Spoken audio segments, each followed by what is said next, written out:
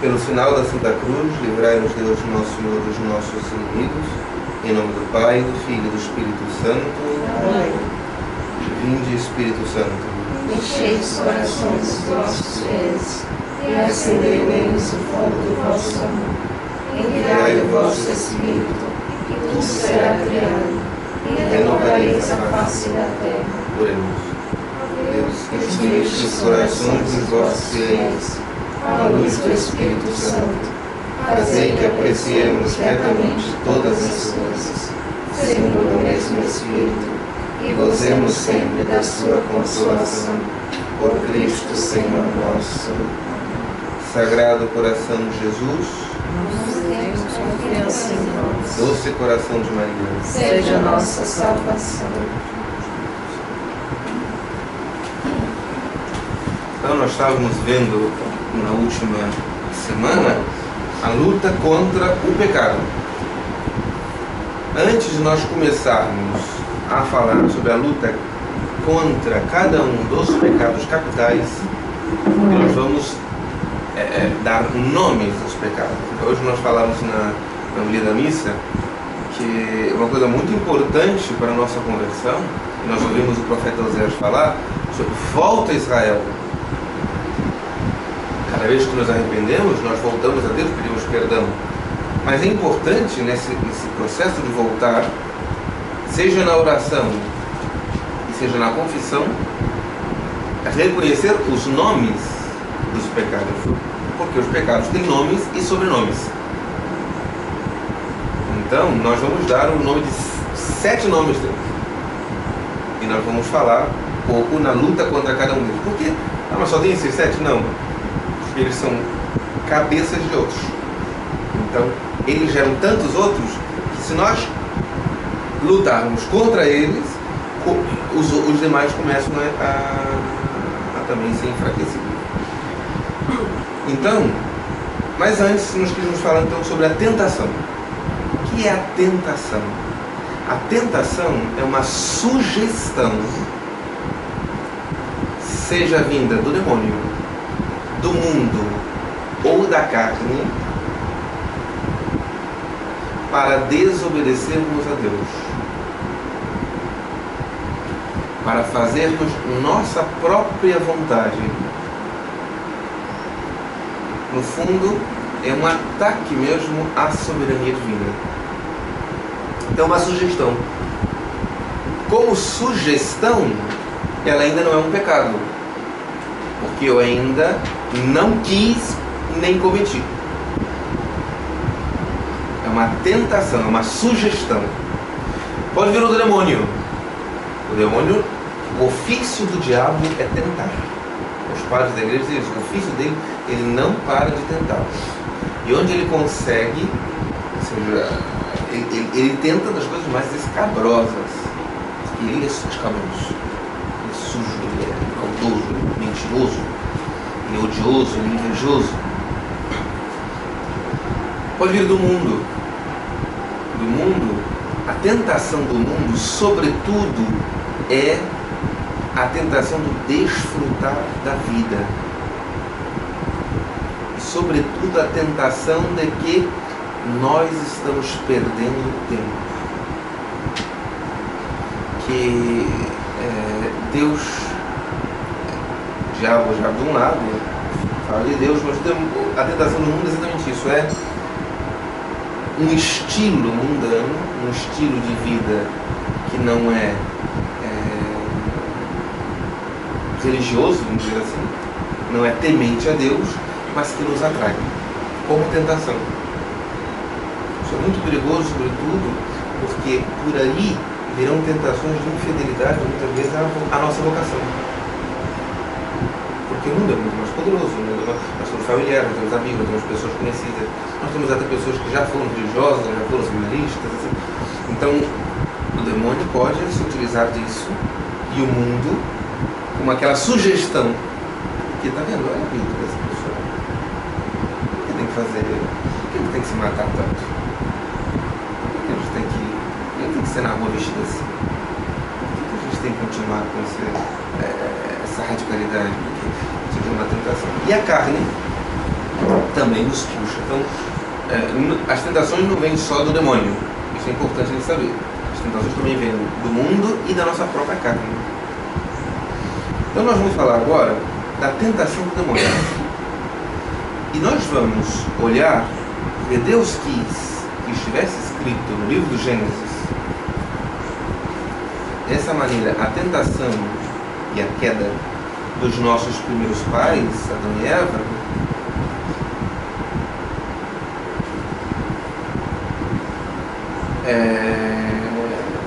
para que saibamos como ele atua.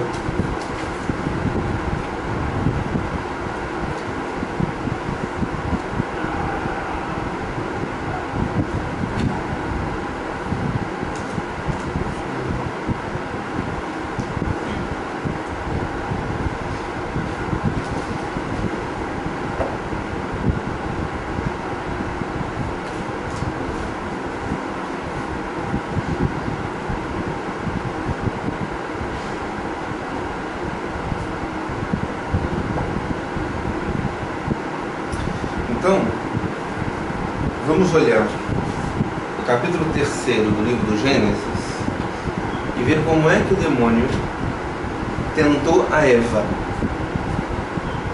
Porque é da mesma forma que ele nos trata. Da mesma. Se caímos é porque não entendemos a psicologia da tentação. Vamos entender para a gente já se armar. Saber quais são os meandros como ele se utiliza. Então diz o livro do Gênesis: a serpente era o mais astuto de todos os animais dos campos que o Senhor Deus tinha formado. Aqui é um ponto importantíssimo. O demônio é muito astuto. O demônio é um anjo, é uma inteligência angélica, é superioríssima ao maior dos sábios humanos, ao conselho de todos os sábios, mais do que Santo Tomás de Aquino, ou seja, a inteligência natural dele é maior do que a inteligência humana, do que ele, o anjo. Nós, para pensar, nós fazemos raciocínio. Eu estou sentindo sede, eu sei que a água mata a sede, tenho vontade de beber água. O nosso pensamento, ele tem a gente não percebe, nós temos uma concatenação. Nós temos que estudar, como nós estamos fazendo aqui. A gente tem que gastar tempo, nós temos que ler, ouvir, muitas vezes voltar a ler, meditar sobre aquilo para te ir aprendendo. O anjo não precisa nada disso. Ele, num ato da inteligência, ele entende tudo sobre aquele ponto. Então, por exemplo, quando ele olha para nós, ele não é capaz de conhecer o nosso interior, mas ele é capaz de fazer, ou seja, mais do que um raio-x, uma ressonância, um teste de sangue, de tudo. Ele olha e sabe tudo como nós estamos, num olhar só dele.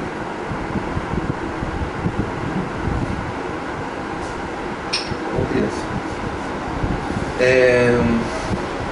Isso é importante. A astúcia diabólica é muito grande. Ele se aproxima e disse à mulher: é verdade que Deus vos proibiu comer do fruto de toda a árvore do jardim? Mentira. Deus tinha dado a Adão e Eva, eles podiam comer de todas as árvores do jardim, menos a árvore da ciência do bem e do mal. Só uma. Mas o que o demônio faz? Mente. Ele é pai da mentira. É verdade que Deus vos proibiu de comer do fruto de toda a árvore do jardim? Então, a tentação diabólica no início é sempre mentirosa, mas com uma aparência de verdade. Deus tinha proibido sim, mas de uma árvore. Então ele pega... Sabe, posso? É claro. Capítulo 3º.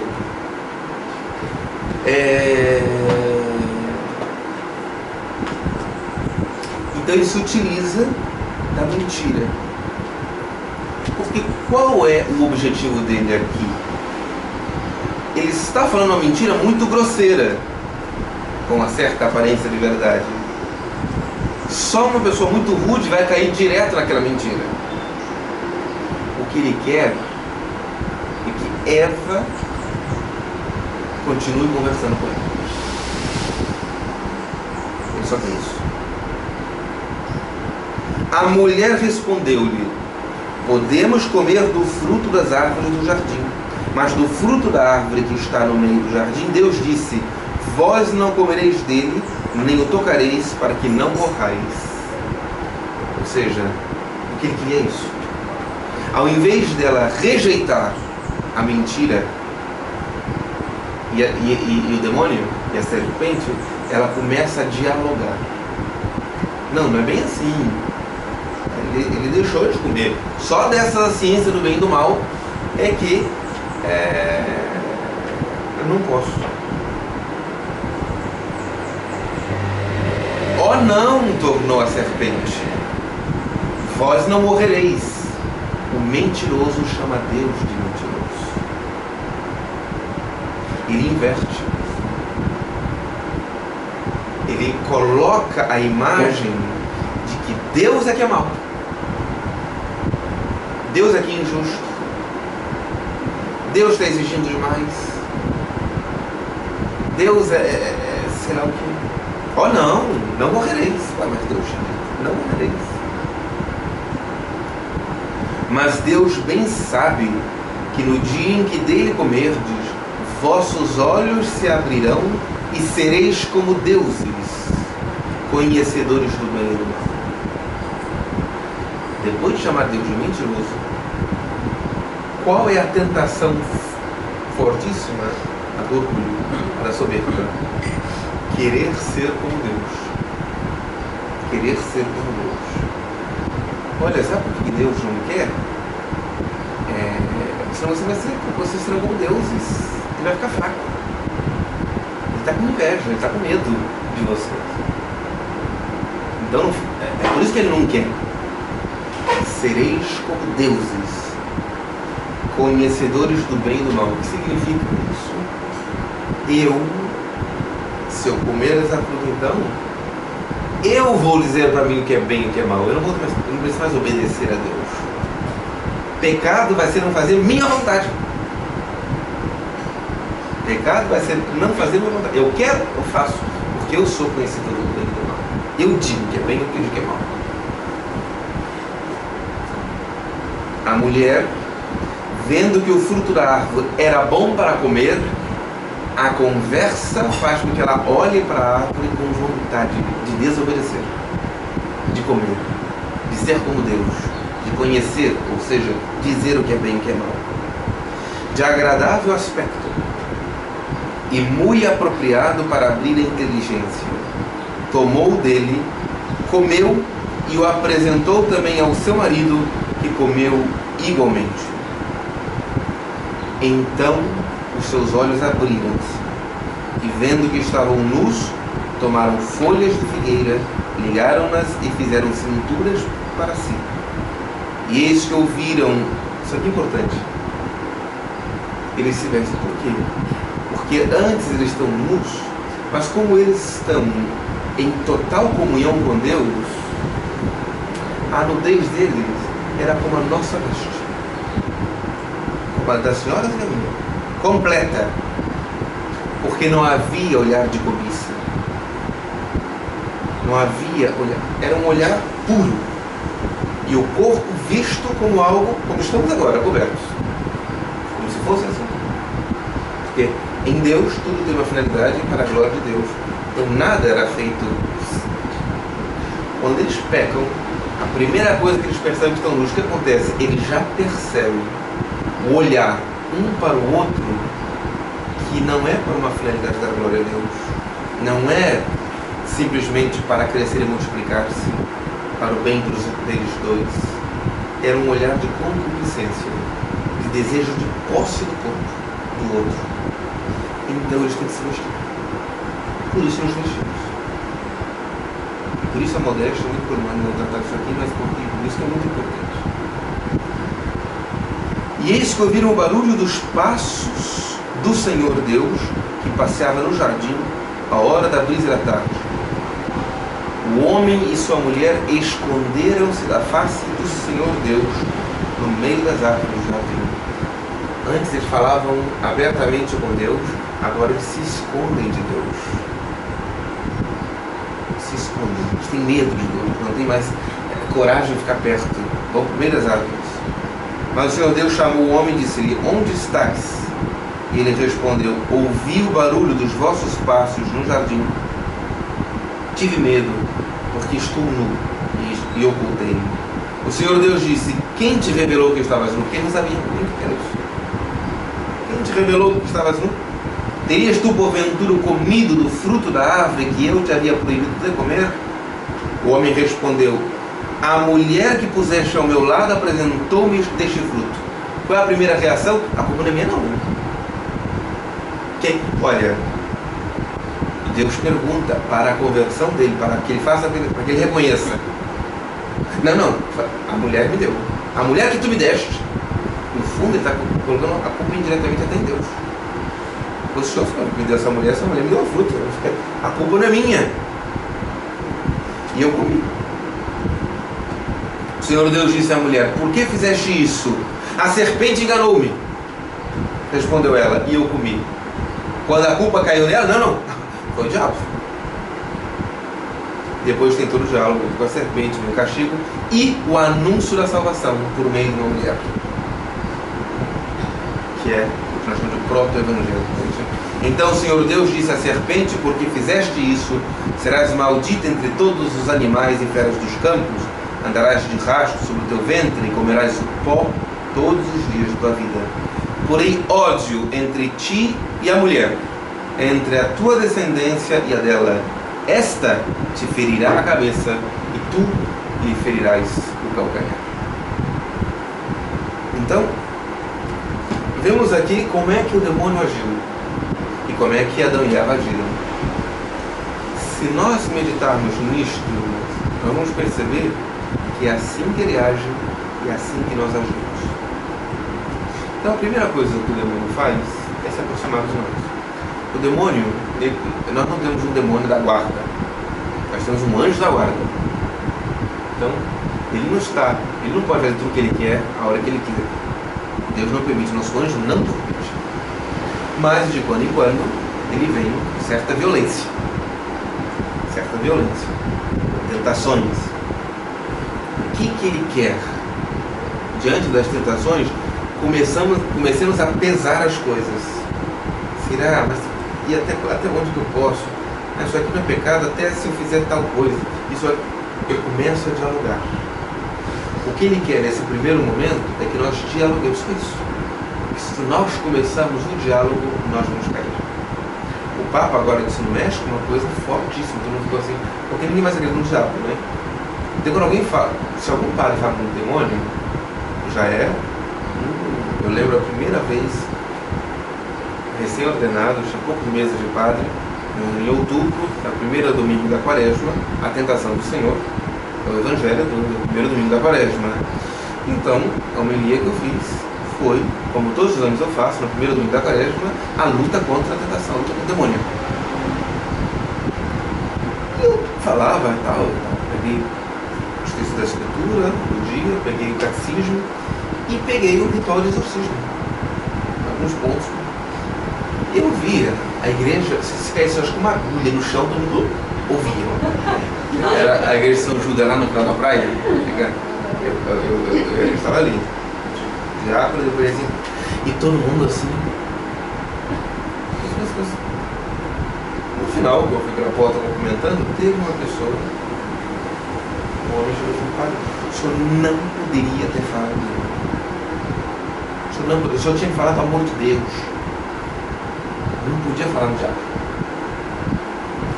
Aí eu falei assim: não, senhor, mas o senhor percebeu que o evangelho de hoje era sobre isso? E eu falei, óbvio que eu falei pelo amor de Deus, eu repeti em síntese, eu iria para ele, né?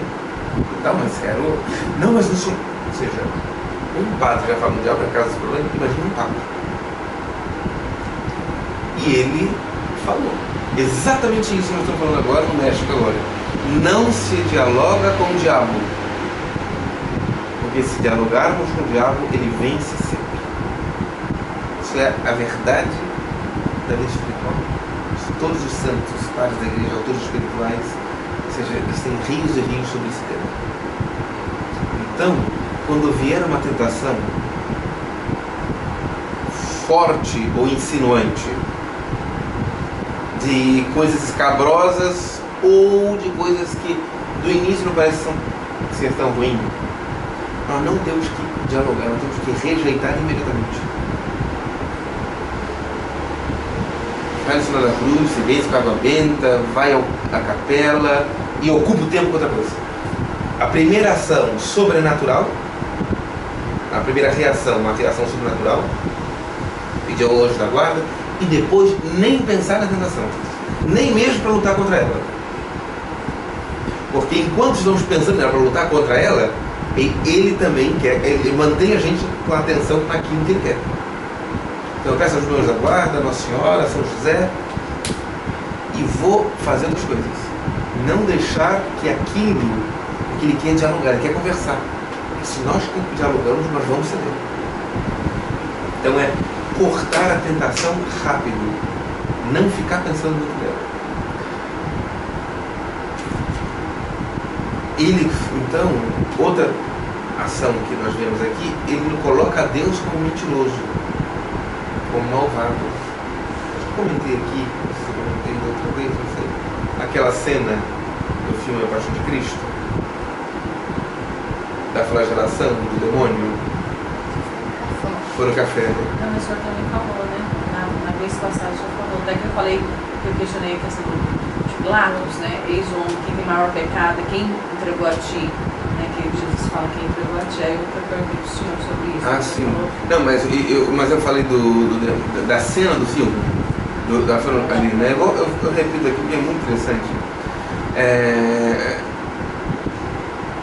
Alguém colocou uma cena na Paixão de Cristo que ela é mais catequética. Eu não sei se realmente aconteceu. Tem a Madre Ágreda e Ana Catarina Emery que revelam muitas coisas que eu não li as obras dessas duas santas mulheres, que foi nas quais ele se baseou para fazer o filme, né? Ele pegou os evangelhos e a obra dessas duas santas e completou. Então, na hora da flagelação, mas independente se aconteceu ou não, é bem catequético porque mostra como o demônio faz. Na hora da flagelação, enquanto o Senhor está sendo flagelado de maneira terrível, o diabo vai passando no meio. A senhora assistiu o filme? Lembra daquela cena? Que ele vai como se fosse um bebê, assim, acariciando, que é meio que um monstrinho, uma coisa assim, como diz assim, meio escabroso, né?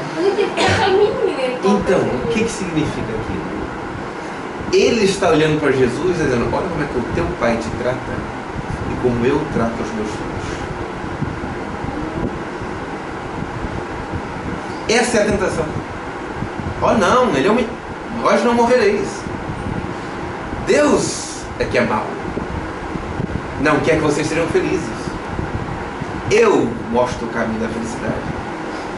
Uau! Faça o que você quiser. Sem limites, sem moral, sem nada, ninguém, nem Deus para te deter. Olha como é que teu pai te trata. Na flagelação, aí vai colocar, viu, como é que ele te trata? Você sofre, você passa dificuldade, passa calor, você tal, às vezes incompreensões da família, crises na instituição, crises na vida pessoal, crises na convivência.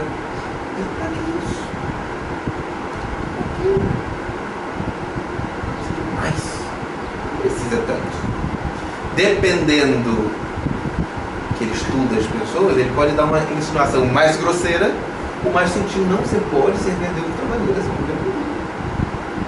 Óbvio que ele não quer que a gente sirva a Deus de outra maneira, ele não quer que a gente sirva a Deus de maneira nenhuma, mas ele sabe que é o momento do diálogo para começarmos a ter pensamentos de infidelidade.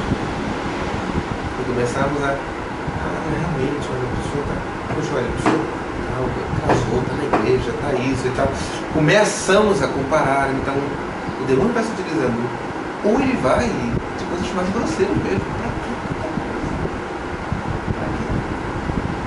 E aí podem vir coisas escabrosas. Mas se não vier escabroso no início, vai vir depois. Porque o primeiro passo é que ele quer que a gente duvide da vocação. Depois que nós duvidamos da vocação, ele vai começar a duvidar para que tanta coisa o serviço a Deus. Depois para que obedecer esses mandamentos, essa coisa. E aí, como diz o povo, mete o pé na jaca, né? E afunda. Irmãs, uma vez eu ouvi um diretor espiritual meu dizendo: não existem lobisomens. Na vida espiritual não existe lobisomem. O que o lobisomem faz? A história do lobisomem, né?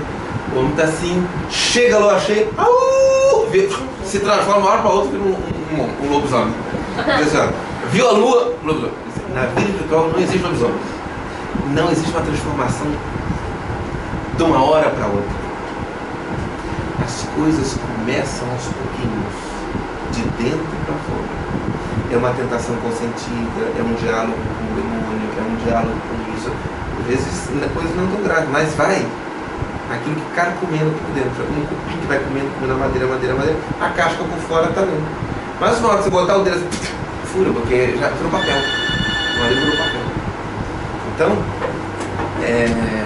a luta de São Paulo é contra os príncipes dos ares, esses que estão ao nosso redor, né? Puxando-nos. Para isso, então, a tentação é isso, de pensar que Deus está exigindo demais, não precisa tanto. Na igreja, tanta gente que não precisa fazer tanta coisa. Tem padre que nem clésima usa, né? Tem religiosa que nem hábito usa. Para que a gente continuar com essa coisa medieval, essa coisa ultrapassada? Meu Deus, estamos no século XXI. Para quê? Ou seja, o diabo vai colocando coisinhas. A gente vai... Então, é isso que ele quer. E, uma vez caído no pecado, o que acontece? Vem a vergonha. Porque o demônio também sabe se utilizar. Para quê? Para dar desespero. Existe uma diferença entre remorso e contrição. A contrição é um arrependimento do pecado, com desejo de emenda e com confiança na divina misericórdia. O remorso é o peso da vergonha do pecado e da humilhação do pecado. Isto leva à destruição da alma, porque o remorso só aumenta. Porque fica e vai aumentando e vai gerando novos pecados, porque não há conversão, porque ele não olha para a misericórdia divina, não pede ajuda, só sofre porque não esperava que fosse um pecador e caiu. E o diabo vai se utilizando e ele faz o inferno. Aquilo que ele parecia de bonzinho antes, agora ele vai fazer o inferno. Como? Deus vai te castigar, ele vai para o inferno, olha para você, olha que ele vai... Viu, Santinha? Viu, Santinho? Achava que era assim, todo mundo te acha assim. Ou seja, ele vai causando uma destruição na alma, que se Deus não der uma graça especial, aquela alma se destrói. E aí vai cada vez ladeira abaixo. Outro problema que o pecado traz junto com isso é a fuga de Deus. Porque Adão e Eva, eles se escondem de Deus. Então a alma ferida do pecado acaba eu vou nem rezar, para que eu vou à igreja? Não vou nem à missa, não vou poder comungar.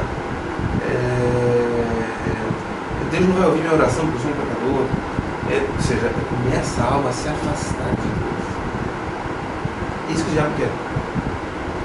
É isso que o diabo quer. Percebe-se no Deus, percebe que não tem nada e sente que dentro de si há um princípio de morte que me puxa cada vez mais para baixo.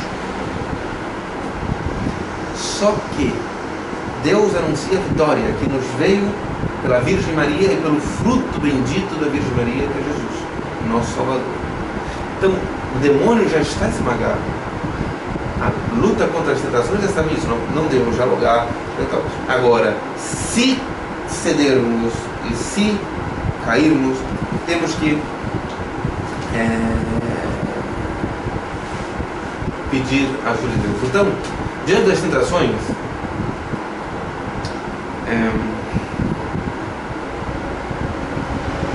antes das tentações chegarem, nós já temos que lutar contra elas também. Como que se luta antes? Orai e vigiai. Orai e vigiai. A vida de oração. A vida de oração é muito importante. Mas não só a vida de oração, a vida de vigilância.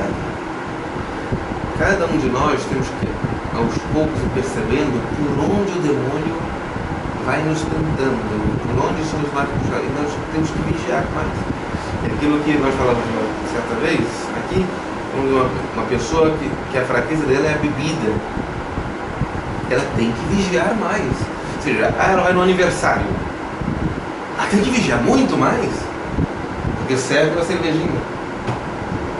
Se ela é alcoólatra, tal, não tem meia coisinha que ele vai tomar, ele não pode colocar o primeiro gole, não pode trabalhar num boteco, num bar, numa fábrica de bebidas, porque aqueles vapores da fábrica de bebidas, o dono da fábrica vai ter um prejuízo, porque algumas garrafas diárias seriam assim, sommelier de cachaça, né? Só que em vez de só veria assim, muitas ali. Bom, então antes, oração e vigilância, vigiar. Nessa vigilância está a fuga das ocasiões de pecado. Nós vamos falar um pouco depois disso, quando nós formos falar um pouco sobre a penitência, o espírito de penitência, porque essa vigilância também nos leva a isso, a mortificação, a mortificar os sentidos, ou seja, a vigilância, a guarda da vista, a guarda dos sentidos, o ouvido, o tato, a guarda da imaginação, a vigia sobre a imaginação, sobre a memória. Deus quer nos purificar. Então, aquilo que nós falamos, a via purgativa, ou seja, na via purgativa Deus vai nos purificar. Ele vai nos purificar também aí, nos sentidos externos e internos. A purificação da imaginação, a purificação da memória, a purificação da inteligência, a purificação da vontade, a purificação dos sentidos. A via purgativa é para isso. Então, aquilo que nós falamos antes, quando nós sabemos o que Deus quer fazer, nós vamos até mais rápido, deixando que Deus haja. E nós vamos percebendo que nós temos que fazer também, nesse ponto. Então, antes da tentação, orai e vigiai. Durante a tentação, uma resistência direta é um ataque não, é dizer imediatamente que enfrenta a tentação. Por exemplo, uma tentação de apego. Vamos bem, uma coisa. Meu. Às vezes, a luta contra é algo direto. Então, eu vou dar. São José Maria, muito interessante. Ele, o breviário dele, tinha muito sentido, normalmente a gente usa, né, até mesmo para rezar ou para marcar um determinado momento da vida dele. Ele disse que ele percebeu que ele estava tão apegado àqueles santinhos que ele deu tudo e começou a pegar papel, escrevia jaculatórias ali, botava no papel, ele rasgava assim, escrevia uma jaculatória e ficava então uma que ele usava, Uri in Sancti Spiritus, que é uma oração assim: queima, Senhor, com o fogo do Santo Espírito, remes nostros, os nossos rins. Por que eu falo dos nossos rins? Porque na Sagrada Escritura os rins são vistos como a sede das baixas paixões. Por isso que o símbolo está aqui. É para apertar, segurar os rins. Por isso coloca o símbolo. Até mesmo da liturgia, o padre coloca, amarra, e a oração que ele pede exatamente a continência, a castidade, o outro está colocando. Então, uri in sancti spiritus renes nostros. Só que ele coloca só isso, uri in sancti spiritus. Então, diante das tentações existe uma resistência direta. Eu senti, reajo diretamente pelo oposto. Pelo oposto. Vergonha de manifestar a fé. Isso acontece sobretudo com os judeus. A gente é difícil porque a gente já está sendo visto em tudo quanto é lugar como tal. Mas uma vergonha e às vezes no meio daquilo faz o sinal da cruz bem visível. Pode ser. Ele reagiu diretamente de maneira oposta à tentação. Mas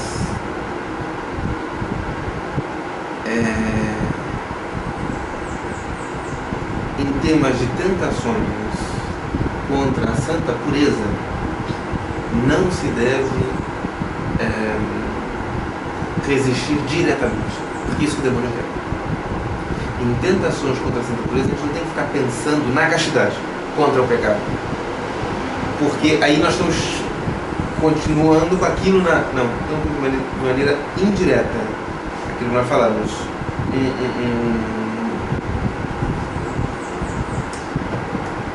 uma petição de ajuda, um sinal da cruz, uma oração de Deus, e ocupa a cabeça com outra coisa. Normalmente, às vezes, uma ação material, um trabalho, uma coisa, ajuda bastante a desocupar. Não devemos enfrentar as tentações contra a santa pureza de maneira direta, porque é isso que o diabo quer. Ele quer que a gente fique, será que marcou? Não é assim. É isso que ele quer. Ele fez a sugestão, Senhor, vai direto, pá, estou fazendo aqui, nem ficar ali pensando demais. Nem para ficar assim, não, rejeita não. É diferente das outras que a gente pode às vezes, resistir diretamente. Nessa não. Nessa a gente tem que fugir. Tem um santo que fala que o pecado contra a castidade, a santa pureza, há um momento que a gente deve fugir é nesse momento. Agora não me lembro qual foi se era doloroso. Não, ou seja, no fundo, se nós repassarmos a história dos santos, quem não se recorda do que fez São Francisco? Ele não dialogou. Ele não foi dar explicações por que ele tinha que viver a castidade. Ele se jogou na neve. Porque o corpo dele sentisse a penitência. A gente vê na neve, que é uma coisa brincada, a gente vê brinquedo. Neve é gelo, bota a mão no congelador, queima. Além de gelar. Até. Então, São Bernardo se jogou no meio dos espinhos, no espinheiro, para fugir de uma tentação contra a castidade. Santo Tomás de Aquino conhece a história. A mãe botou, não queria que ele fosse dominicano, que era mendicante. Ela queria que ela fosse beneditino para ser abade, dono de terras naquela época. Então eu não queria que vivesse o filho, eu não queria uma família nobre ver um filho pobre. Pobre igual você daqui, tá? Não, então ela mandou os irmãos sequestrarem Santo Tomás de Aquino. Prenderam o filho, ela prendeu o filho da Teodora. A mulher se salvou, está no purgatório até o que resolveu a mulher pela mãe. E ela fez tudo para perder Santo Tomás de Aquino. Vocês são surpreendentes? Sequestrou, botou no castelo da família, em Aquino, e contratou uma prostituta em pleno inverno, depois, ou seja, psicologicamente, humanamente falando, ele está meio quebrado, né? Porque o sequestrado não pode viver a vida religiosa que queria, está ali a contragosto, está sofrendo. Botou no inverno uma prostituta dentro do quarto, para que ele pecasse e abandonasse a vocação. Quem fez a mulher daquilo? Ele foi explicar, e olha que ele não foi explicar a castidade como ele explicou na Suma Teológica. Isso e assim, não, ele pegou o quê? Ele pegou um tição, pegou uma brasa incandescente e correu atrás da mulher. Simplesmente foi embora. Nem falou, pegou a brasa e saiu correndo atrás da mulher. A mulher, sabe, se investou. São José Maria fala isso, olha. São Francisco se jogou na neve, São Bernardo no meio dos espinheiros, e tu, para defender a santa pureza que fizeste. isso, que os santos do Bosco, todos os santos, eles falam isso porque a malícia do demônio que ele quer é diálogo, e nessa hora não é diálogo, é fuga. E depois da tentação, se nós vencemos a tentação, agradecer a Deus de maneira intensa. Por quê? Porque nós somos tentados para crescermos. No Pai Nosso, nós não pedimos a Deus, livrai-nos das tentações. Diz, não nos deixeis cair na tentação. Não nos conduzir na tentação. Não nos levai até ela para cair. Não nos deixeis cair na tentação.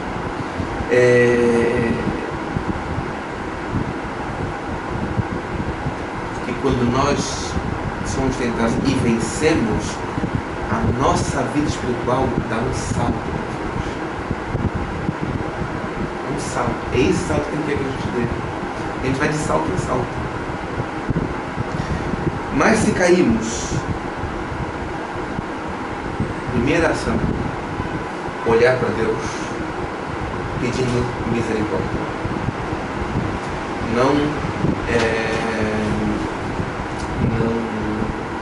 Não deixar, ou seja, alimentar a contrição, a humilhação, a dor dos pecados, tudo, mas não a tristeza que leva ao remorso, que vai gerando mais tristeza, mais desalento e destruição da alma. E se a queda foi grave, além de pedir perdão a Deus, procurar a confissão. Pronto que a gente possa. Então, isso é muito importante, fazer atos de contrição. É bom a gente ter um ato de contrição de memória e de quando em quando a gente resolve, alimentando a contrição. E se nós ficamos com dúvida, será que eu pequei? Será que eu senti? Será que não nos angustiarmos?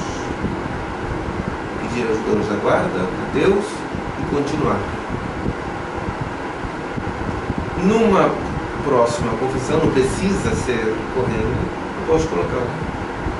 Se vier essa tentação, fique com dúvida se consentir ou não, se tá.